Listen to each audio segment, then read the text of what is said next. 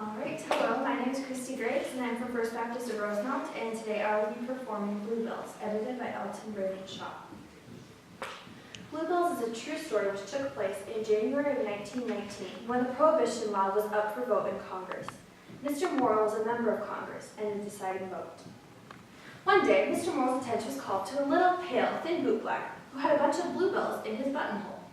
The gentleman let the boy black his boots, then, balancing a quarter on his finger, said, "Here's 10 cents for the shine and 15 cents for the flowers," pointing to the bluebells.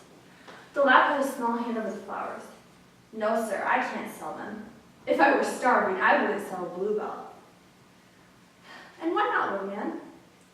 The lad looked at Mr. Morrill so piteously, he was almost sorry he had asked him. He put his hand on the boy's head and said, "Excuse me for asking. You need not tell me unless you wish. And you can keep the quarter besides. I like you, and I'll tell you. Just a year ago this month, and it had been such a long year, I thought the bluebells would never come." And then he stopped and put his hand over his eyes, as if to shut out some horrible sight. Presently, he took down his hand and said abruptly, "My father was a drunkard. We had gotten so poor, the mother had to go out and work to get food for Bessie and me. One day, we only had a plate of cornmeal and about 2 spoonfuls of molasses. Mother baked me on bread and told me to feed my little sister when she woke up, and to keep a sharp lookout for father while she was away washing that day. She kissed me at the door. 'Be a good boy, Johnny, and take care of your sister.'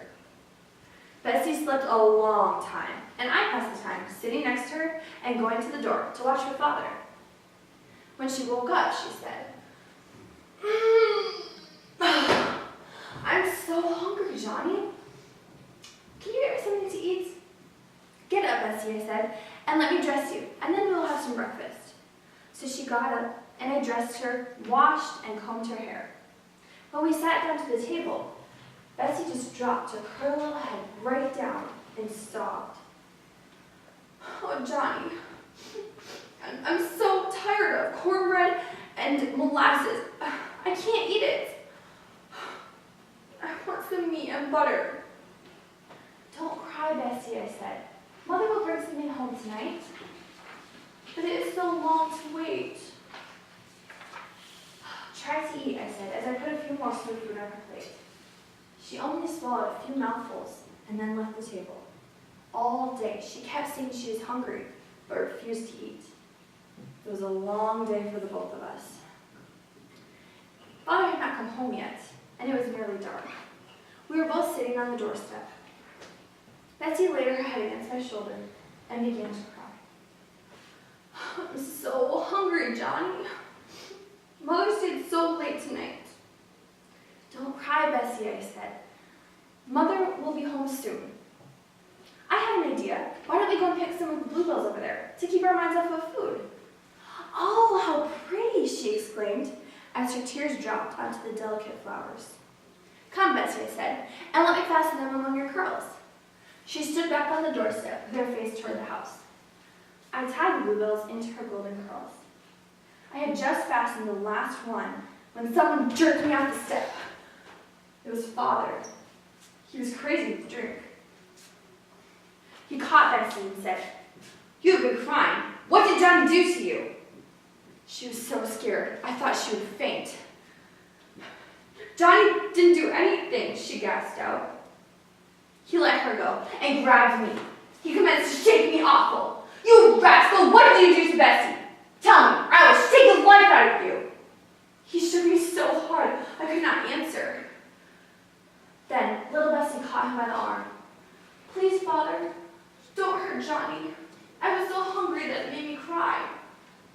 Father looked at the table and the cornbread and molasses. 'You little white-faced liar! You're not hungry? Look at the table. There's plenty to eat, and good enough for such a brat as you,' and shook her roughly. I tried to put my arms around Bessie, but Father pushed me away. 'You can't eat anything. I will give you something to drink.' And he started down the path that led to the pond.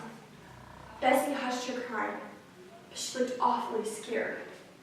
I followed, scarcely knowing what I was doing. Father waded about knee-deep into the pond, then took Bessie and plunged her queer little head right down under the water. Bessie threw her little hands up and cried out, "Oh, Johnny, help me!" just as her head went down. I waded around Father and tried with all my strength to raise her little head out of the water, but Father held it down. I begged him to get her out, but he wouldn't listen. Bessie threw her hands up uncontrollably, and then there was a gurgling sound. All was silent. It seemed like hours to me, while Father at last lifted up Bessie's white, dripping face. I called her name wildly, but her blue lips didn't move. She was dead. Father carried her and laid her down on the grass. "Well, I guess she won't be hungry for a while," he said. I was so stunned. I didn't know what to do. I didn't move or speak until I saw the bluebells that I had twined into Bessie's hair floating out of the water. I could not bear to see them drift away, so I waded out after them. The water was deep, but I went on. Another step, and I caught them. And just as I did, I heard Mother calling, "Johnny! Oh, Johnny, where are you?" I looked around for Father. He was seated on the ground by Bessie. "Johnny! Oh, Johnny!" came Mother's voice again. I was out of the water now, but so weak I could scarcely stand. Father gave one mad leap into the water. He plunged in, face down. I was so terrified.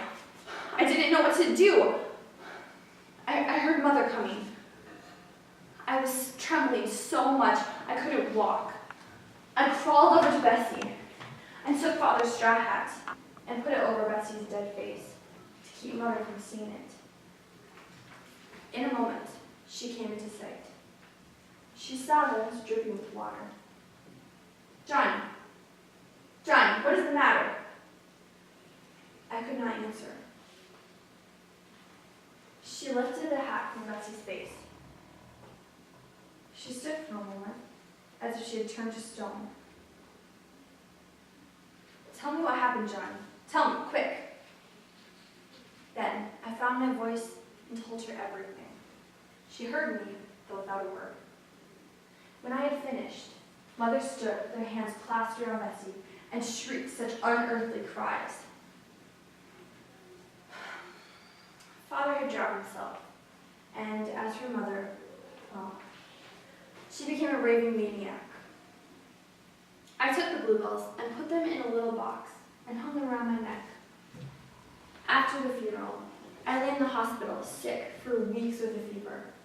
But when I came to myself, the box was still around my neck. "Here it is." And he drew from his bosom a small box containing a few withered leaves. "They speak of sweet Bessie," he said, as he closed the box and slipped it back under his shirt. Then he looked Mr. Morrill straight in the eye and said, "Please, mister, don't ever vote for whiskey. It killed my father and dear little Bessie, and it locked my mother up in that house. Please, sir, please, don't ever vote for whiskey."